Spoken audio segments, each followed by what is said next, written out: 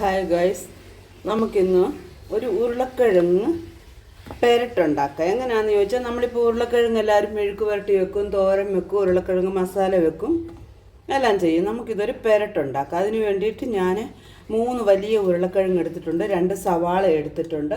പിന്നെ നമുക്ക് വേണ്ടിയത് ഒരു ഇച്ചിരി തേങ്ങാക്കൊത്ത്, ഒരു തക്കാളി, മുളക് പൊടി, മഞ്ഞൾപ്പൊടി, എണ്ണ, ഇത്രയാണ്. അപ്പോൾ നമുക്ക് എങ്ങനെയാണ് ചെയ്യുന്നതെന്ന് നോക്കാം. നമുക്ക് ആദ്യം ഈ ഉരുളക്കിഴങ്ങെല്ലാം ഒന്ന് കട്ട് ചെയ്തെടുത്തോണ്ട് വരാം. ആദ്യമായിട്ട് നമുക്ക് ഉള്ളി നീളത്തിൽ കനം കുറച്ച് അരിയാം. തീരെ കനം കുറച്ച് അരിയണം, നീളത്തിൽ.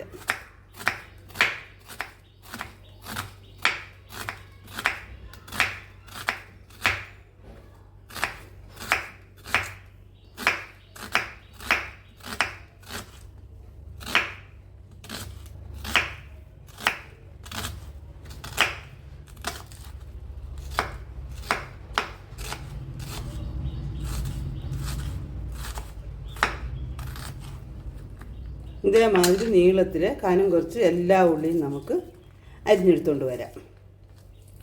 ഇതേമാതിരി കനം കുറച്ച് അരിയണം.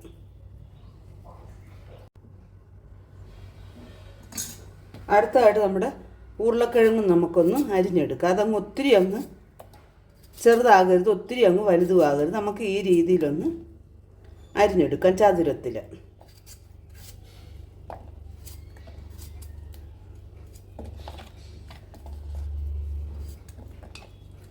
ഇതും ഇങ്ങനെ അരിഞ്ഞെടുത്തുകൊണ്ട് വരാം.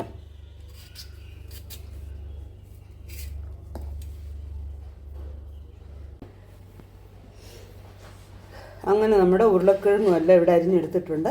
നമുക്കിനി പ്രിപ്പയർ ചെയ്യുന്നത് എങ്ങനെയാണെന്ന് നോക്കാം. ഇതിലേക്ക് ഞാനൊരു പാൻ അടുപ്പിൽ വെച്ച് കൊടുത്തിട്ടുണ്ട്. ചൂട് കട്ടിയുള്ള പാൻ വേണം, അല്ലെങ്കിൽ വേഗം കരിഞ്ഞു പോകും. അതിനകത്തോട്ട് കുറേ എണ്ണ ഒഴിച്ച് കൊടുത്തിട്ടുണ്ട്. എണ്ണ ചൂടായതിന് ശേഷം നമ്മൾ അരിഞ്ഞു വെച്ചിരിക്കുന്ന നമ്മുടെ ഉള്ളിയിട്ട് നമുക്ക് വറുത്തൊന്ന് എടുക്കണം. നീളത്തിൽ അരിഞ്ഞു വെച്ച ഉള്ളിയിൽ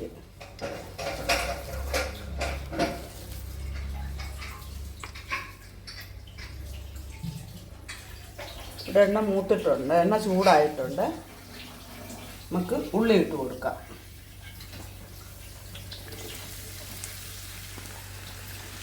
ഉള്ളിയെല്ലാം നന്നായി ഒന്ന് മൂത്ത് വരണം.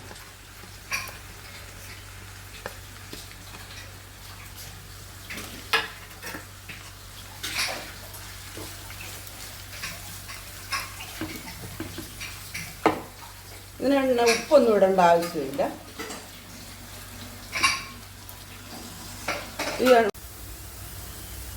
അങ്ങനെ നമ്മുടെ ഉള്ളിയെല്ലാം ഇവിടെ, സവാള എല്ലാം ഇവിടെ ഫ്രൈ ആയി വന്നിട്ടുണ്ട്.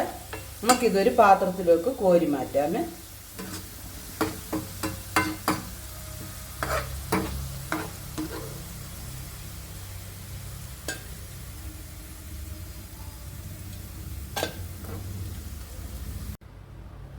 ഇതേ പാനിലേക്ക് തന്നെ നമുക്ക് ശകലം ചെറിയ ജീരകം ഇട്ട് കൊടുക്കാം.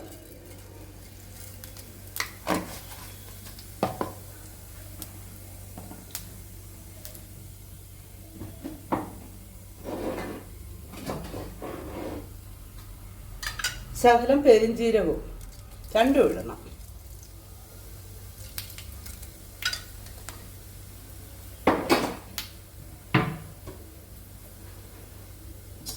അത് നന്നായിട്ടൊന്ന് മൂത്തിട്ടുണ്ട്.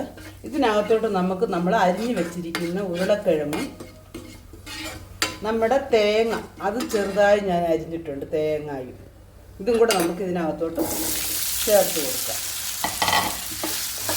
ഫ്ലെയിം ഹൈയിൽ തന്നെ വെച്ച് കൊടുക്കാം. നമുക്ക് വെള്ളം ഒഴിക്കാൻ പാടില്ല. വെള്ളം ഒഴിക്കാതെ ഇതിനകത്ത് നമുക്ക് ശകലം മഞ്ഞൾപ്പൊടിയും ഉപ്പും കൂടി ഇട്ട് കൊടുക്കാം.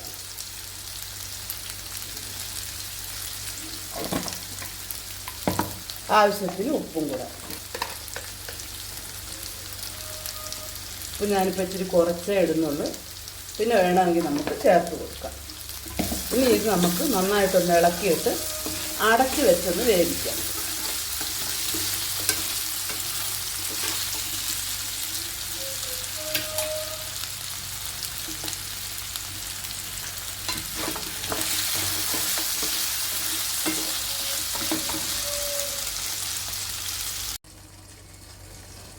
ഇടയ്ക്കിടയ്ക്കൊന്ന് തുറന്ന് നോക്കി ഇളക്കി കൊടുക്കണം.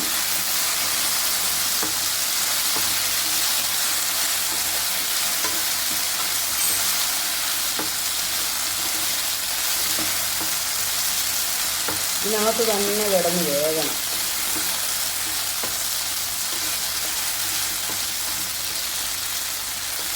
ഇത് അടച്ചു വെച്ച് വെക്കുക. അങ്ങനെ നമ്മുടെ ഉരുളക്കിഴങ്ങെല്ലാം ഇവിടെ 1/4 ഭാഗത്തോളം വെന്ത് വന്നിട്ടുണ്ട്.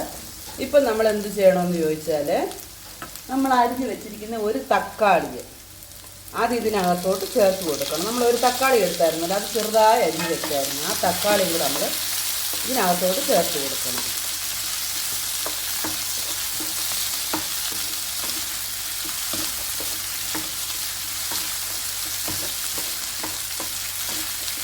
അതും കൂടി ഇട്ട് നന്നായൊന്ന് വഴന്നിടേകട്ടെ. ഒന്ന് അടച്ച് വെക്കാം. അടച്ചൊരു 5 മിനിറ്റ് വെക്കാം നമുക്ക്.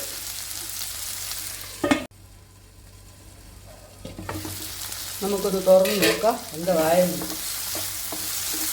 അങ്ങനെ നമ്മുടെ തക്കാളി ഉരുളക്കിഴങ്ങും ഒക്കെ നന്നായിട്ടിവിടെ വെന്ത് ഫ്രൈ ആയി വന്നിട്ടുണ്ട്. അപ്പം നമ്മൾ ഇതുവരെ ഇതിന് എരിവിനൊന്നും ചേർത്തില്ല. ഇപ്പം നമുക്ക് എരിവിനാവശ്യമായ മുളക് പൊടി ചേർത്ത് കൊടുക്കാം. ഞാനിവിടെ കാശ്മീരി മുളക് പൊടിയാണ് ചേർക്കുന്നത്. കാശ്മീരി ചില്ലിയാണ്. എരിവൊക്കെ അവരവരുടെ ആവശ്യത്തിന് ചേർത്ത് കൊടുക്കാം. ഇങ്ങനെ ഒരു ചെറിയ സ്പൂൺ ഇട്ടിട്ടുണ്ട്. പിന്നെ ഒരു ശകലം കുരുമുളക് പൊടിയും.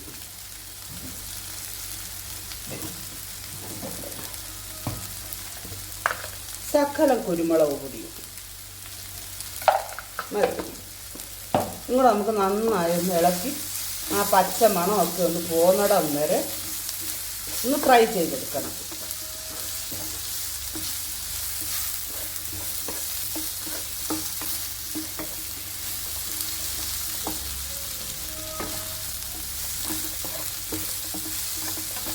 കാണാൻ തന്നെ ഒരു അടിപൊളിയല്ലേ. അപ്പോൾ കഴിക്കുമ്പോഴത്തെ ടേസ്റ്റോ ഒന്ന് ഓർത്ത് നോക്കിക്കേ.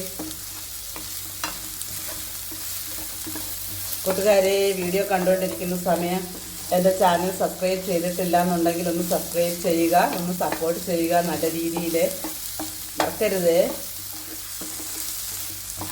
അങ്ങനെ നമ്മുടെ ഉരുളക്കിഴങ്ങിൻ്റെ അകത്ത് മുളകും എല്ലാം നന്നായിട്ട് പിടിച്ചിട്ടുണ്ട്. ആ പച്ചമണമൊക്കെ ഒന്ന് പോയിട്ടുണ്ട്. ഉരുളക്കിഴങ്ങ് നോക്കിക്ക് നല്ല അടിപൊളിയായിട്ട് വന്നിട്ടില്ലേ.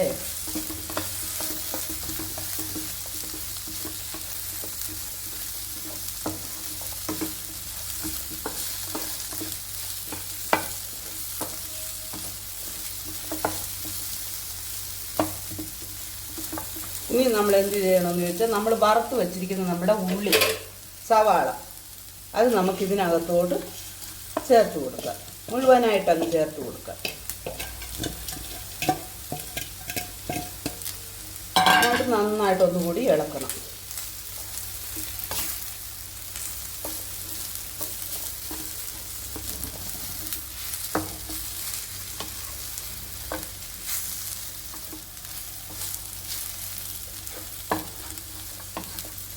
ഇനി ആവശ്യത്തിന് നമുക്ക് കറിവേപ്പിലയും കൂടെ ഇട്ട് കൊടുക്കാം.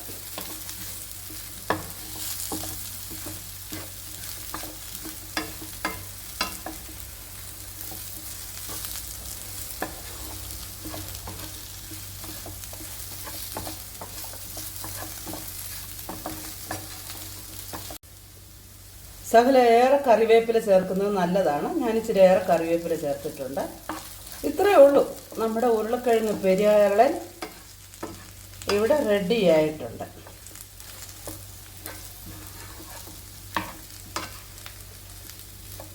നമുക്കിതൊരു പാത്രത്തിലേക്ക് മാറ്റാം.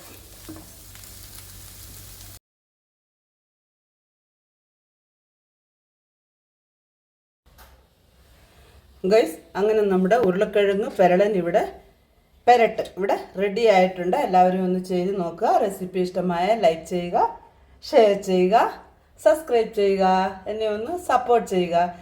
വീണ്ടും ഒരു നല്ല റെസിപ്പിയുമായി വീണ്ടും കാണാം. Bye bye.